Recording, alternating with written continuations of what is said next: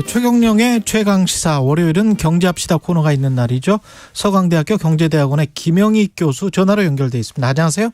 예, 안녕하십니까. 예, 한국은행이 기준금리 인상을 안 했습니다. 이유가 뭘까요? 예, 미래 경제가 너무 불확실하다는 건데요. 안개가 너무 많이 끼었다는 겁니다. 예. 그래서 뭐가 불확실하느냐 주로 세 가지를 지적했는데요. 예. 앞으로 미국이 금리를 얼마나 인상할 것인가 그게 불확실하고요. 네, 중국이 올해 들어서 리오프닝하고 있는데 그게 또 우리 경제에 얼마나 영향을 줄 것인가. 네, 그리고 세 번째로 한국은행이 그동안 금리를 많이 인상했거든요. 예. 네, 그게 지금 실물 경제에 영향을 주고 있습니다만은 영향이 구체적으로 얼마나 더 나타날 것인가. 이 세 가지가 불확실하니까 잠깐 쉬겠다. 이런 식으로 지난주에 금리 인상을 멈췄습니다. 근데 이게 한국은행의 설립 목적도 그렇고 한국은행이 존재하는 이유는 인플레이션 때문에 물가 인상, 물가 상승 이걸 막기 위해서 존재하는 거 아닙니까? 예, 원래? 그렇죠. 한국은행 통화정책 목표는 물가 안정하고 금융 안정입니다. 물가가 제일 중요하죠. 그렇죠. 물가 안정과 예. 금융 안정인데. 예. 근데 어떻게 기획부총리 이야기하는 것처럼 다 실물 경제 걱정을 하고 있으면 약간 좀 이상한 거 아니에요? 경기가 그렇게 안 좋습니까? 예, 경기는 많이 안 좋은 상태입니다. 예. 작년 4분기 우리 경제가 전분기 대비 마이너스 0.3% 성장했고요. 예. 지금 올해 들어와서 소비, 투자, 수출 별로 좋은 게 없거든요.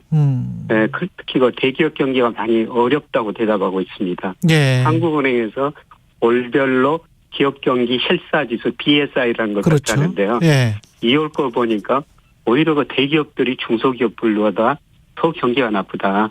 이렇게 대답했고요. 예. 네, 그다음에 수출기업들이 내수기업보다 좋다 그랬는데 2월 통계 보니까 수출기업이 더 어렵다. 이렇게 대답했습니다. 그것도 바뀌었어요? 예, 그래서 이거는 뭐 극단적인 경기 침체 때나 나타나는 현상이거든요. 그렇죠. 예, 예, 그만큼 현재 경기는 좀 어렵다. 이렇게 볼 수가 있을 것 같습니다. 수출 대기업은 거의 뭐 최근에 10년, 20년 동안은 항상 그래도 괜찮았던 걸로 기억을 하는데 그렇지가 않군요. 예. 예, 그렇습니다. 예.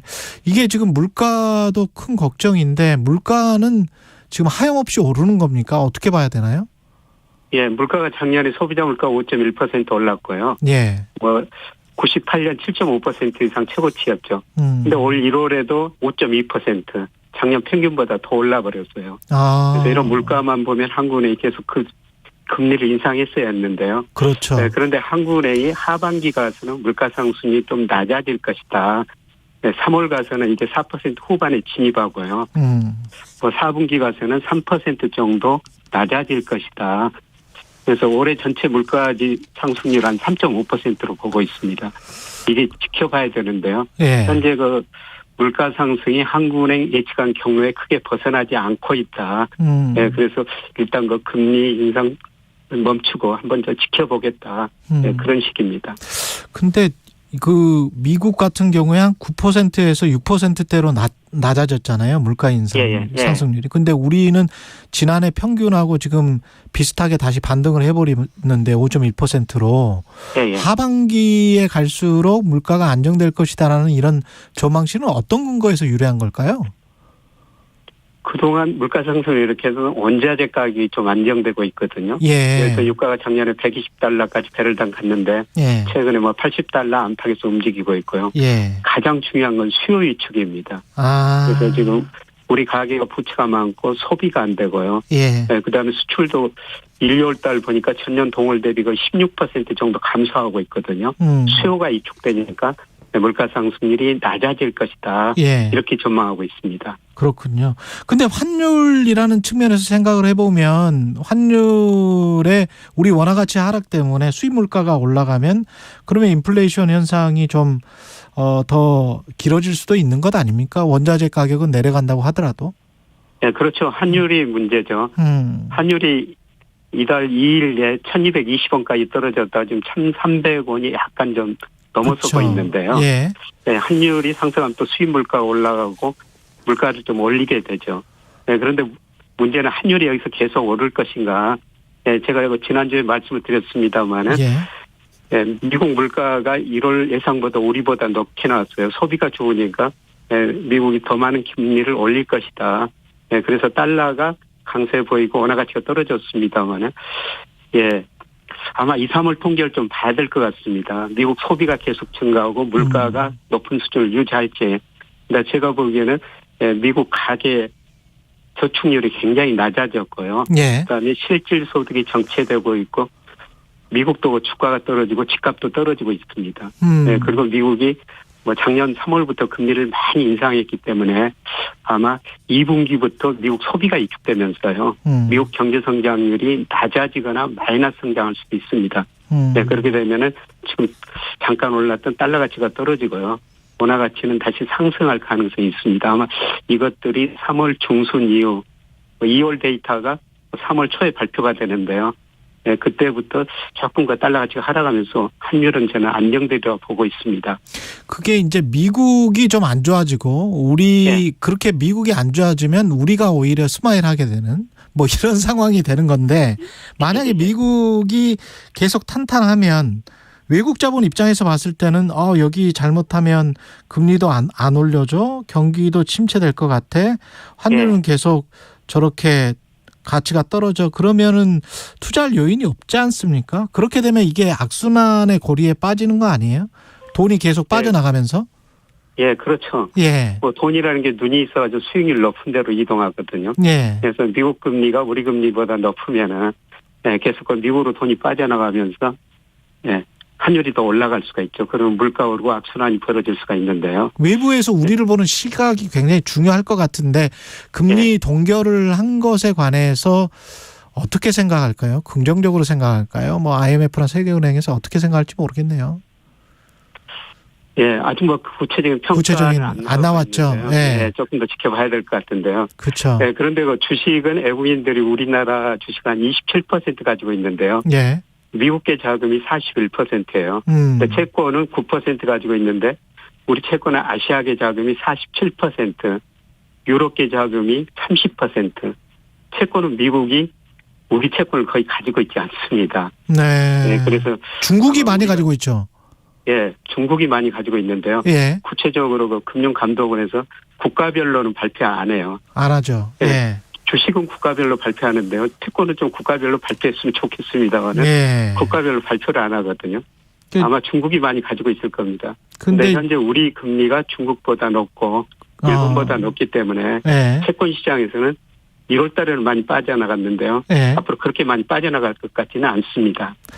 미래에 1, 2년 후에 지금 당장은 괜찮을 것 같기는 한데 지금 보유 외채가 한 4천억 불 되는데 그게 조금씩 낮아지고 있잖아요. 예. 단기 외채는 한 2천억 불 되고 한 달에 무역 적재가 잘못하면 뭐 한 100억 불 정도 된다면 1년에 1,200억 불이라는 이야기잖아요. 그럼 경상수지가 아무리 흑자가 난다고 하더라도 이 어떤 시그널이 외국인들한테 비춰질 때 이게 어떻게 보일지 모르겠어요. 그래서 하반기 때 그 금리를 뭐 어쩔 수 없어서 올려야 되는 상황으로 갈 수도 있습니까? 어떻게 보세요? 계속 이렇게 동결구 기조를 유지할까요? 경기 때문에? 예. 우선 저 금리는 그동안 계속 인상했는데 앞으로 올리더라도 아마 한 차례 정도 그칠 거라고 보고 있고요. 물론 우리 저 무역수지 1, 2월 달에 적자 지금 많이 나오고 있죠. 아마 경상수지도 1, 2월 달에 적자 날 거예요. 경상수지까지? 예. 그런데 연간으로 보면은 한국은행이 지난주에 경제전망하면서 발표했는데 올해 경상수지 적자가 260억 달러 정도 흑자를 보고 있거든요. 하반기에 300억 달러 이상 흑자 날 거라는 겁니다. 경상수지 흑자가 나는 주로 이유는요. 무역 수지는 적자지만은 우리가 그동안 경상수지가 98년부터 흑자 계속 나가지고요. 그 돈 가지고 해외 주식 채권 투자했어요. 그랬죠. 그러다 보니까 이자도 들어오고 배당도 들어온다는 겁니다. 그래서 작년에 투자 소득 수지, 이자 배당 소득 수지가 238억 달러 흑자 났는데요. 올해도 200억 달러 흑자 날 가능성이 있기 때문에 투자 소득, 이자 소득, 배당 소득이 계속 들어오기 때문에 아마 연간으로는 경상수지는 흑자 날 것 같습니다. 그나마 다행인데 이게 이 어떻게 보면 선진국병에 걸린 거 아닌가 그런 생각도 들고요. 왜냐하면 제조업 쪽이나 수출 쪽이 낮아지면서 금융 쪽 그 기존의 자본 가지고 이제 돈을 버는 그런 방식이 올해 물론 미국이나 일본 같은 큰 나라들은 이게 가능한데 우리도 가능합니까? 그렇게 계속 버티는 게? 그만큼 이제 우리가 금융 자본 축적이 돼 있나요? 예. 뭐 작년부터 우리가 그 해외 주식을 외국인이 가지고 있는 것보다 우리가 가지고 있는 게 더 많아졌어요. 아, 그렇죠. 예, 그래서 국민연금들 이런 거 연기금이 서학개미도 있었고 해외 주식을 많이 운용하고 있는데 정말 운용을 잘해야 되거든요. 그동안 우리가 경상수지 흑자 어렵게 그냥 무역으로 땀 흘려 그 기업들이 수출해서 번 돈으로 뭐 금융연기금들 여러 가지 연기금들이 해외 주식 투자 많이 하고 있거든요. 그렇죠. 네, 그래서 이 수익률을 얼마나 높여야 되느냐, 높이는가. 국민연금은 또 마이너스 났단 말이에요, 지난번에. 예, 작년에는 마이너스 났는데요. 예. 예, 그런데 지난 21년 좀 평균 보면은 6%가 그렇죠. 좀 넘어요, 연평균으로는. 예. 알겠습니다. 그 부채 이야기를 안 할 수가 없는데 지금 정부가 사실 걱정하는 것도 자산 가격이 하락하고 부채가 너무 많은 상황에서 금리를 계속 올려버리면 그 한은도 걱정이 그건 거죠. 결국은 그러면 이제 그렇죠. 그러면 연쇄 도산이나 뭐 이런 게 발생할 수가 있고 경제에 큰 충격을 줄 수 있기 때문에 어쩔 수 없이 동결하는 거 아닙니까 지금? 예, 맞습니다. 예. 우리 기업 부채가 지금 외환위기 전보다 더 높아졌고요. 예. 특히 가계부채가 97년에 50%였는데 GDP 대비 뭐 작년에 100%가 넘어섰거든요. 그래서 우리 기업 부채, 가계 부채가 높으니까 이런 상황에서 금리가 올리면은 사실 기업도 어려워지고 가계도 더 어려워지는 것이죠. 네, 그래서 이런 걸 고려해가지고 금리 정책도 좀 펼치는 것 같은데요. 예. 네, 가계 부채가 많은 건 사실인데요. 예. 네, 그런데 그 대부채 쪽에서는 그래도 우리가 양호해요. 네, 우리가 작년 말 순대 금융자산이 7,466억 달러 정도 되거든요. 예. 그러니까 금융자산이 금융부채보다 그렇죠.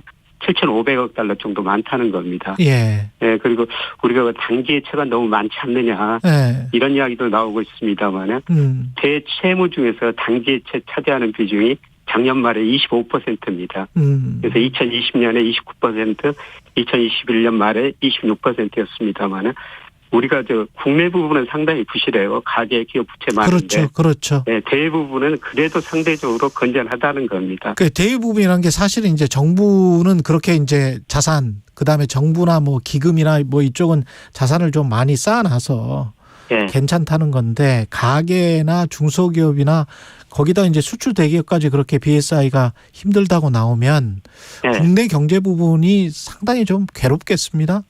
그런 상황이 얼마나 지속될 거라고 보십니까? 가장 큰 문제는 우리 잠재 성장이 구조적으로 하락하고 있다는 겁니다. 제가 지금 잠재 성장을 추려보니까 2%에서 1% 후반으로 진입하는 과정입니다. 그래서 주로 인구가 감소하고 있고 우리 기업들이 자본 수탁 많이 축적해냈기 때문에 투자 많이 안 할 거고요. 가장 중요한 게 우리 잠재 성장이 올라가려면 총 요소 생산성 이게 개선돼야 되는데요. 이게 계속 낮아지고 정체되고 있거든요. 그래서 우리 잠재 성장률이 세계 평균보다 지금 낮아지고 있습니다만은 앞으로 10년 후에는 우리 잠재 성장률이 미국보다도 낮아질 수가 있다는 겁니다. 10년 후에는? 이게 우리 경제의 가장 큰 문제죠. 그러니까 국내 기업들도 국내에 투자를 하고 싶어도 잠재 성장률이 낮아지고 있기 때문에 잠재 성장률이 높은 다른 개도국 쪽으로 갈 수밖에 없다. 뭐 이렇게 되는 거군요, 지금. 예, 그렇습니다. 그동안 우리 기업들이 중국으로 많이 갔는데요. 최근에는 미중 패권 전쟁 때문에 중국보다는 뭐 베트남, 인도네시아 이런 다른 아세안 국가로 많이 가고 있고요. 사실 이 나라들이 계속 성장하는 국가들입니다. 그렇네요. 우리 수출 보면은 2000년에 이 나라 수출 비중이 아세안 비중이 뭐 10%였는데 작년 18% 이상으로 올랐거든요. 우리 기업들이 아세안 지역으로 갈 수밖에 없는 상황인 것 같습니다. 오늘은 종합적으로 경제를 조망해봤습니다. 경제합시다. 서강대학교 경제대학원 김영익 교수였습니다. 고맙습니다, 교수님. 고맙습니다. KBS 1라디오 최경영의 최강시사 듣고 계신 지금 시각 8시 45분으로 향하고 있습니다. 이 시각 출근길 교통